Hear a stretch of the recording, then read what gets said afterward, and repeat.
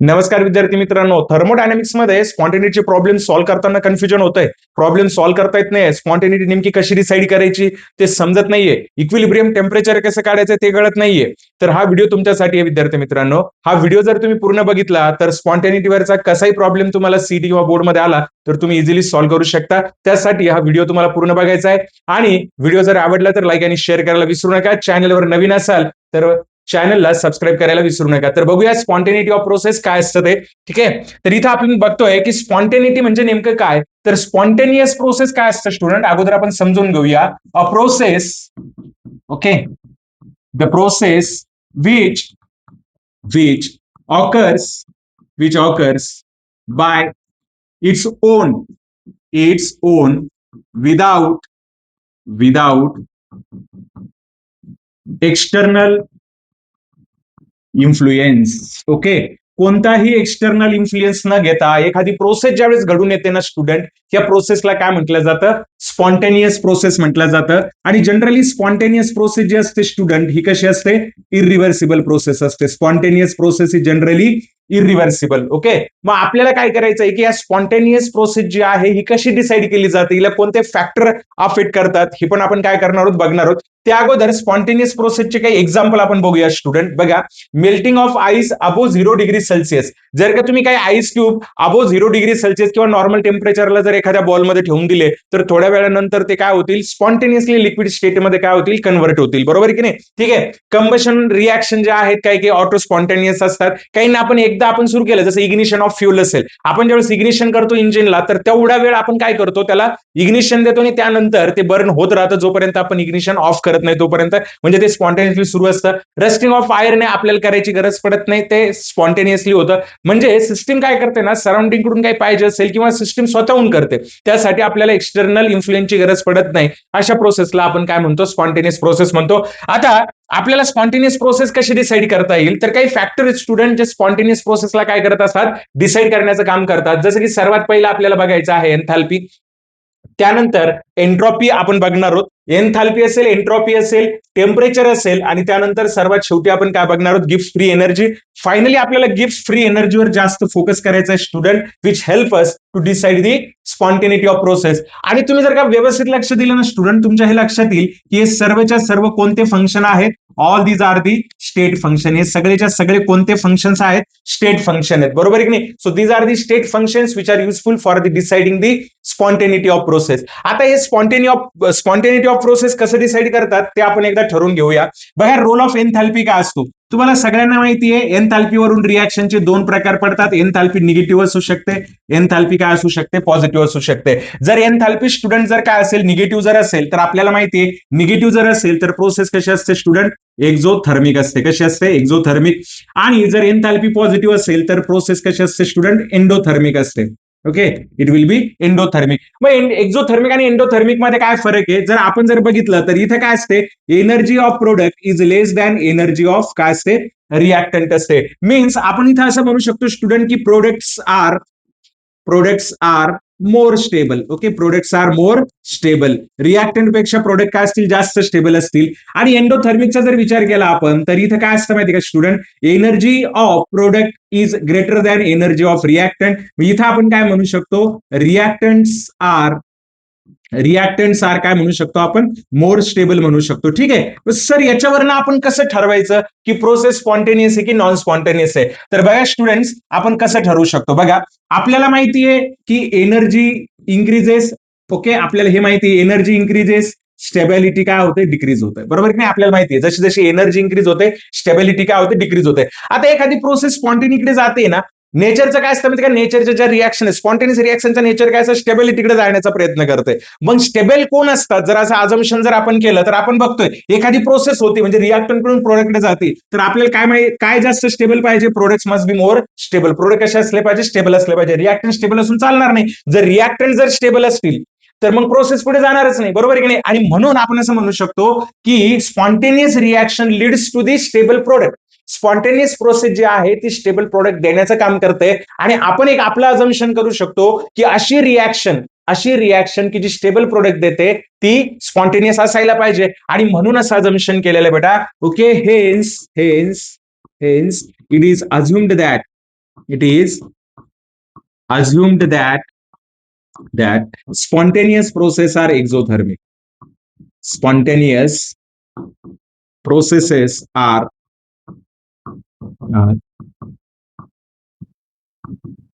Exothermic. Spontaneous process ज्या असतील बेटा त्या कशा असायला पाहिजे, एक्झोथर्मिक असायला पाहिजे. पण आताच आपण एक स्पॉन्टेनियस प्रोसेसचं उदाहरण बघितलं. बघा मी काय सांगतोय, आपण फॅक्टर बघितलाय.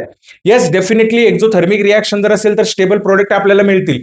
परंतु याचा अर्थ असा नाही की स्पॉन्टेनियस प्रोसेस ह्या स्पॉन्टेनियस सगळ्या स्पॉन्टेनियस प्रोसेस ज्या आहेत त्या एक्झोथर्मिकच असायला पाहिजेत, अशातला भाग नाही. काही स्पॉन्टेनियस प्रोसेस अशा आहेत सुजन की ज्या एंडोथर्मिक सुद्धा आहेत, म्हणजे त्यांची एंथाल्पी काय आहे, पॉझिटिव्ह. आताच आपण एक एक्झाम्पल बघितलं, तुम्हाला आठवत असेल आताच एक एक्झाम्पल आपण बघितलं होतं, कोणतं, मेल्टिंग ऑफ आईस. आता आईस कसा मेल्ट होतो स्टुडंट, सपोज हा आईस असेल, हा काय करतो, हीट काय करतो, ऍब्झॉर्ब करतो.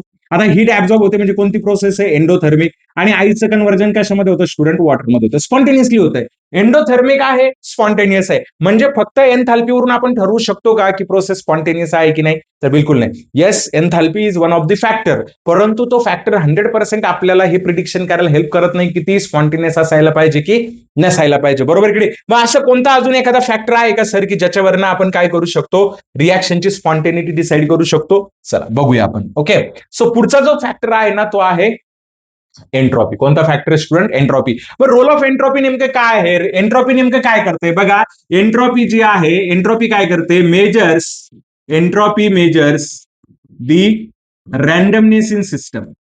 एंट्रॉपी काय करते बेटा, सिस्टीम मध्ये असलेली रॅन्डमनेस जी आहे, ओके, ती काय करते, मेजर करण्याचं काम करते. एंट्रॉपी हे कोणतं फंक्शन आहे बेटा, एंट्रॉपी हे कोणतं फंक्शन आहे, entropy is the state function. Entropy हे कोणतं फंक्शन आहे, स्टेट फंक्शन आहे. मग हे रॅन्डमनेस कसं मेजर केलं जातं तेही आपल्याला समजायला पाहिजे. रॅन्डमनेस कसं असेल बघा, रॅन्डमनेस मध्ये कसं आपण स्टडी करू शकतो बघा. सॉलिड आहे, ओके, त्यानंतर काय आहे, लिक्विड आहे, आणि त्याच्यानंतर काय असेल, गॅस असेल, बरोबर की नाही.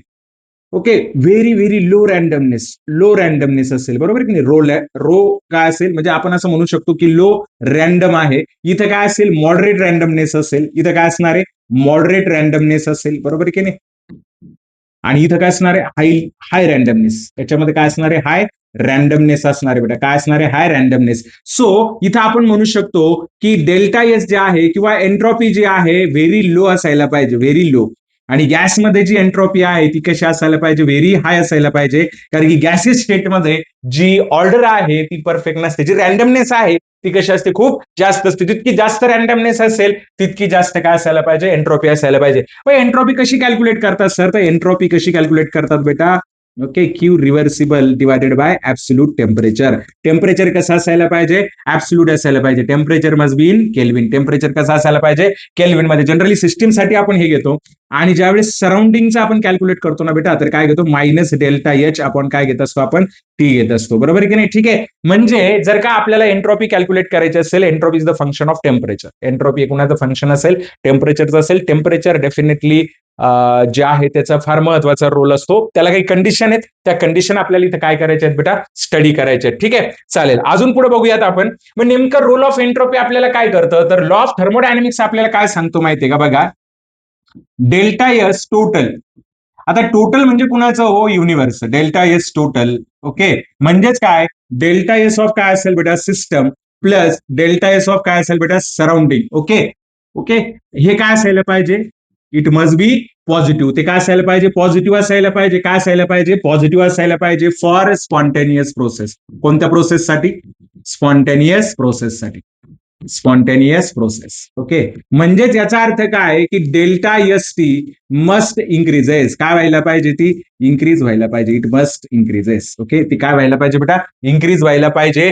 जर का प्रोसेस काय असेल, स्पॉन्टेनियस असेल तर ती काय व्हायला पाहिजे बेटा, इन्क्रीज व्हायला पाहिजे. तरच त्या प्रोसेसला आपण काय म्हणू शकतो, स्पॉन्टेनियस म्हणू शकतो. मग आता आपण इथं कन्क्लुजन काय काढू शकतो बघा. डेल्टा एस टी मी लिहितोय, 3 कंडिशन आपण बघूयात.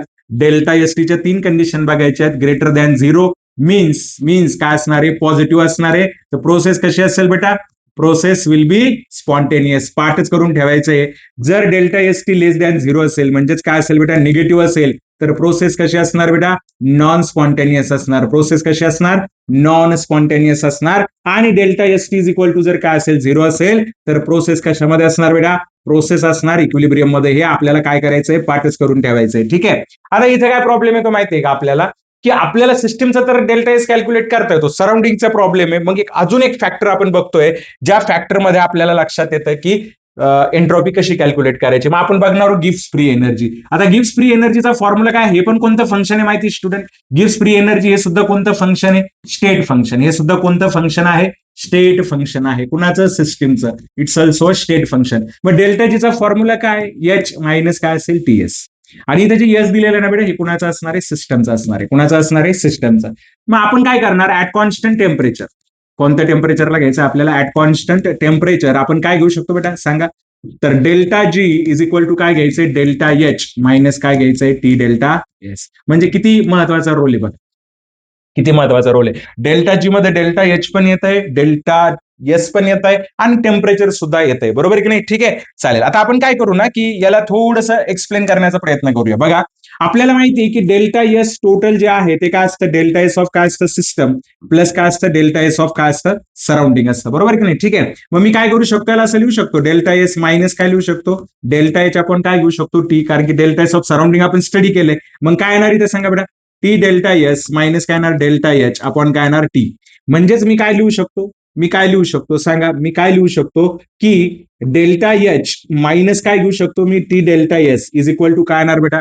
मायनस टी डेल्टा काय घेऊ शकतो? एस टी घेऊ शकतो. आणि याच्यावरनं मी लिहू शकतो delta G is equal to minus T delta S T आपल्याला घेता येईल. बरोबर की नाही? म्हणजेच जर सपोज टोटल एंट्रॉपी पॉझिटिव्ह असेल तर डेल्टा जी काय असायला पाहिजे बेटा? निगेटिव्ह असायला पाहिजे. तेच आता पुढे आपण कन्क्लुजन मध्ये लिहिणार आहोत. सो कन्क्लुजन काय घ्यायचंय बेटा आपल्याला? बघा, डेल्टा जीचं कन्क्लुजन काय घ्यायचंय? If delta G is less than zero, म्हणजे काय असेल? जर निगेटिव्ह असेल तर प्रोसेस कशी असणार आहे बेटा? स्पॉन्टेनियस असणार आहे. Process will be spontaneous. Okay. दुसरी कंडिशन आहे delta G is greater than काय असेल? झिरो असेल, म्हणजे पॉझिटिव्ह असेल तर प्रोसेस कशी असणार आहे बेटा? नॉन स्पॉन्टेनियस असणार आहे. कशी असणार आहे? Non spontaneous. लक्षात घ्यायचं आहे तुम्हाला. बरोबर की नाही? आणि जर का delta G is equal to काय असेल? झिरो असेल तर प्रोसेस कशामध्ये असणार आहे? इक्विलिब्रियम मध्ये असणार आहे. प्रोसेस कशामध्ये असेल बेटा? इक्विलिब्रियम मध्ये असेल. तर हे असे 3 फॅक्टर आपण बघितले ज्यावर रिएक्शनची स्पॉन्टेनिटी काय असते? डिपेंड असते. होप तुम्हाला समजलं असेल. आता एक शेवटचा फॅक्टर आपल्याला बघायचा आहे. तो कोणता बघायचा आपल्याला?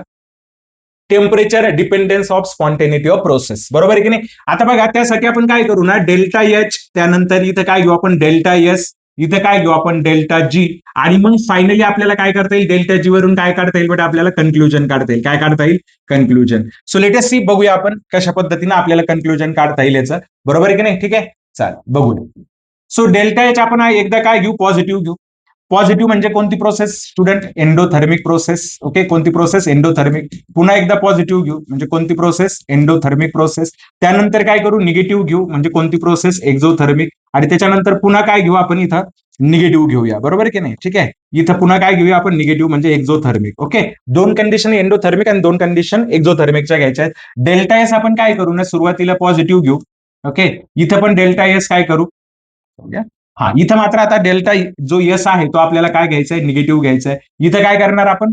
डेल्टा एस काय घ्यायचं आहे आपल्याला? पॉझिटिव्ह. आणि इथं डेल्टा एस काय घेणार स्टुडंट आपण? निगेटिव्ह घ्यायचं आहे. काय घ्यायचं आहे? निगेटिव्ह. आणि आपल्याला स्पॉन्टेनिटी जी आहे ती काय करायची? याची चेक करायची आहे. सो लेट अस सी, बघूया आपण. बघा, इथं जे डेल्टा एच पॉझिटिव्ह दिले आणि डेल्टा एस पण काय दिले? पॉझिटिव्ह दिले. आणि डेल्टा जी कसं काढतो बेटा आपण? डेल्टा एच मायनस काय काढतो आपण? T delta S. इथं आता तुम्हाला हे लक्षात घ्यायचं आहे स्टुडंट, की इथं जे आहे, okay, delta H will be less than T delta S at, okay. आणि हे केव्हा असेल माहिती आहे तुम्हाला? हाय टेम्परेचरला. केव्हा असेल? At high temperature. केव्हा असेल? At high temperature. Okay, at high temperature. आणि मग डेल्टा जी पण काय असणार आहे? निगेटिव्ह असणार आहे ऍट हाय टेम्परेचर. कोणत्या टेम्परेचरला?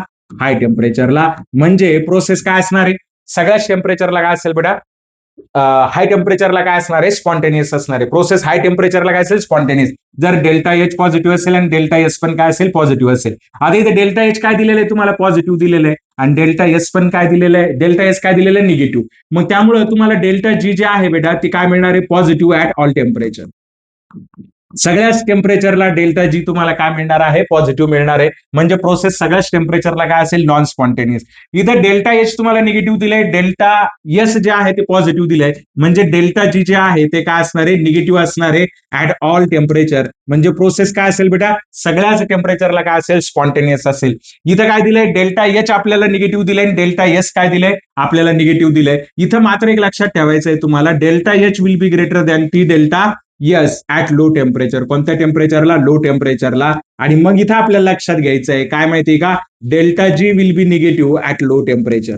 डेल्टा जी कोणत्या टेम्परेचरला निगेटिव्ह असेल? लो टेम्परेचरला काय असणार आहे? निगेटिव्ह असणार आहे. तर हा फॉर्म्युला बघून तुमच्या लक्षात येईल की ह्या दोन रिॲक्शन ज्या आहेत ह्या टेम्परेचर डिपेंडेंट नाहीये. एक तर सगळ्याच टेम्परेचरला स्पॉन्टेनियस आहे, ओके. आणि वरच्या ज्या दोन रिॲक्शन आपल्याला दिसत आहेत जिथं दोघांचे सिम्बॉल सेम आहेत तिथं मात्र प्रोसेस स्पॉन्टेनिटी जी आहे प्रोसेसची ती कोण डिसाइड करताय? टेम्परेचर डिसाइड करताय. ठीक आहे, चला फायनल कन्क्लुजनकडे आपल्याला जायचं आहे. स्पॉन्टेनिटीच्या ज्या कंडिशन आहेत बघा बेटा, मी इथं डेल्टा एच लिहितोय आणि इथं काय लिहितोय? डेल्टा एस लिहितोय. इथं लिहितोय डेल्टा जी, ओके. आणि मग त्याच्यानंतर आपण कन्सिडर करू. बघा, डेल्टा एच पॉझिटिव्ह आणि नंतर डेल्टा एस पण काय असेल? पॉझिटिव्ह. डेल्टा एच काय असेल? निगेटिव्ह. आणि डेल्टा एस पण काय असेल? निगेटिव्ह असेल. त्यानंतर डेल्टा एच निगेटिव्ह आहे आणि डेल्टा एस काय दिलेलं आहे? पॉझिटिव्ह आहे. त्यानंतर डेल्टा एस पॉझिटिव्ह आहे आणि डेल्टा एस काय दिलेलं आहे आपल्याला?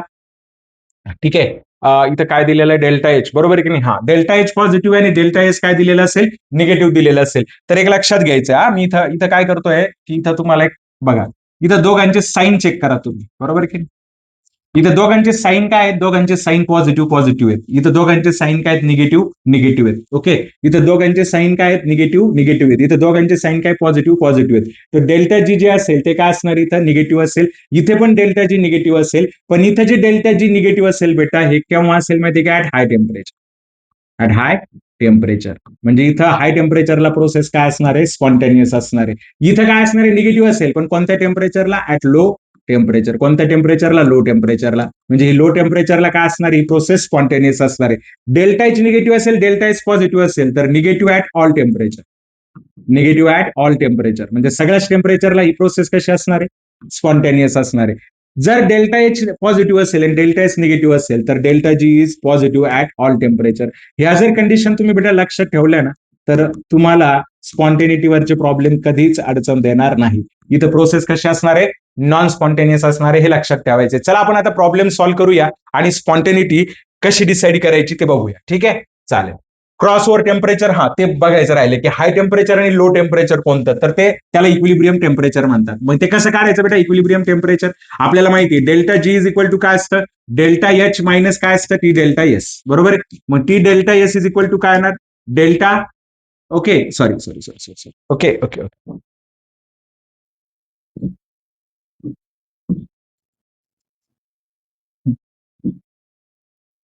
हा. आपल्याला आता काय करायचं बेटा? स्पॉन्टेनियस टेम्परेचर जे आहे ते कॅल्क्युलेट करायचं. मग ते कसं कॅल्क्युलेट करणार आपण बघा, delta G is equal to काय असतं? डेल्टा एच मायनस काय असणार आहे? T delta S. तर डेल्टा जी तर इक्विलिब्रियमला काय असतं? इक्विलिब्रियमला काय असतं? Delta G is equal to zero असतो. So therefore delta H is equal to काय येणार? T delta S. Okay, so मग टेम्परेचर इज इक्वल टू काय असेल? डेल्टा एच अपॉन काय असणार आहे? Delta S. And this temperature is called age, हा फॉर्म्युला कशाचा आहे? इक्विलिब्रियम टेम्परेचरचा बेटा. कशाचा आहे? Equilibrium temperature. फक्त लक्षात ठेवायचं दोघांची युनिट जे आहे ते काय असले पाहिजे? सेम असले पाहिजे. टेम्परेचर जे तुम्हाला मिळणार आहे ते कशामध्ये मिळेल? केल्विन मध्ये मिळणार. कशामध्ये मिळणार बेटा? केल्विन मध्ये मिळणार. ठीक आहे, चला आपण याच्यावरचे जे प्रॉब्लेम आहे ते सॉल्व्ह करण्याचा प्रयत्न करूया. Which of the following is correct if delta H is किती दिलेलं आहे बेटा? 30 किलो जूल. आणि हे किती दिलेलं आहे? -40 किलो जूल. काय दिलेलं आहे? -40 किलो जूल आपल्याला दिलेलं आहे. आणि आपल्याला काय विचारलंय की 300 केल्विनला प्रोसेस स्पॉन्टेनियस असेल की नॉन स्पॉन्टेनियस असेल, असं आपल्याला काय केलेलं विचारलेलं आहे. बघा, आपल्याला डेल्टा एच पॉझिटिव्ह दिलंय आणि डेल्टा एस काय दिलंय? निगेटिव्ह दिलंय. म्हणजे याचा अर्थ प्रोसेस एंडोथर्मिक आहे. जर आपण टेम्परेचर काय ठेवलं बेटा? हाय टेम्परेचर जर ठेवलं तर कदाचित आपल्याला काय मिळू शकते? ही प्रोसेस काय असणार आहे? स्पॉन्टेनियस असणार आहे. आणि डेल्टा जी पण आपल्याला काय करायचंय? कॅल्क्युलेट करायचंय. मग डेल्टा जीचा फॉर्म्युला काय आहे बेटा? डेल्टा जीचा डेल्टा एच मायनस काय घेणार आपण? टी डेल्टा एस घेणार, बरोबर आहे की नाही? डेल्टा एच आपल्याला किती दिलेला आहे बेटा? 30 किलो जूल. किती दिलेलं आहे? 30 किलो जूल. टेम्परेचर किती आहे? 300 इंटू एंट्रॉपी आपल्याला किती दिलेलं आहे? -40. किती दिलेलं आहे? -40 जूल मध्ये बेटा, लक्षात ठेवा. ओके, सो काय दिलेलं आहे? -30 किलो जूल. आणि हे किती येणार आपलं? किती येणार बेटा? 12. ओके ओके, 12,000 काय येणार? जूल येणार. याला किलो जूल मध्ये कन्वर्ट करून घ्या, बरोबर नाही? मायनस होईल ना, मग काय येणार? 30 किलो जूल. ओके, आणि मायनस मायनस काय असेल बेटा? मायनस मायनस काय होईल? प्लस होईल, बरोबर की नाही? मायनस मायनस काय होणार? प्लस होणार. मग मायनस मायनस जर प्लस झालं तर किती होणार आहे? 12 किलो जूल. आणि मग याचं उत्तर काय येणार? 42 किलो जूल प्लस येत आहे. किती येत आहे? +42 किलो जूल. जर +42 किलो जूल जर असेल तर लक्षात घ्या हे आन्सर येईल आपलं, बरोबर की नाही? कारण की डेल्टा जी जर पॉझिटिव्ह असेल तर प्रोसेस काय असणार आहे, नॉन स्पॉन्टेनियस असणार आहे. होप तुम्हाला समजलं असेल. चला नेक्स्ट बघूया आपण. हे इम्पॉर्टंट फॅक्टर आहेत. ठीक आहे, पुढचा न्यूमेरिकल बघूया. For given reaction H is equal to -35 kilo joule आणि हे किती दिलेलं आहे आपल्याला, 83 जूल. आणि त्यांनी काय विचारलंय, दिस रिॲक्शन इज स्पॉन्टेनियस ॲट. बघा लक्षात घ्या स्टुडंट, डेल्टा एच तुम्हाला काय दिलेलं आहे, कॅल्क्युलेशन करायची गरज नाही.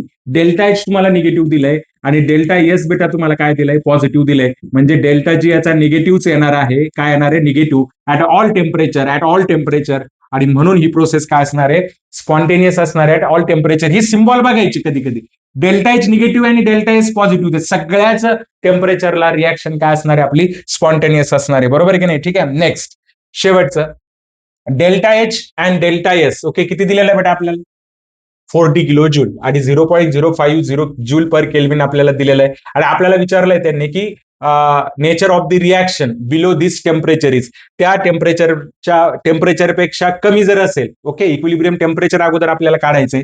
चला बघूया आपण. आपल्याला काय दिलेलं आहे, डेल्टा एच काय दिलेलं आहे बेटा, पॉझिटिव्ह दिलंय. ओके, आणि डेल्टा एस पण काय दिलंय बेटा, पॉझिटिव्ह दिलंय. म्हणजे हाय टेम्परेचर असेल. कोणतं टेम्परेचर असेल, हाय टेम्परेचरला काय असणार आहे, ओके, प्रोसेस काय असणार आहे, स्पॉन्टेनियस असणार आहे. बरोबर की नाही. ठीक आहे, आता आपल्याला काय करायचंय, okay, the temperature at which free energy change is 0. मग आपण काय करणार सांगा, काय करणार, T is equal to delta H आपण काय घेणार, डेल्टा एस.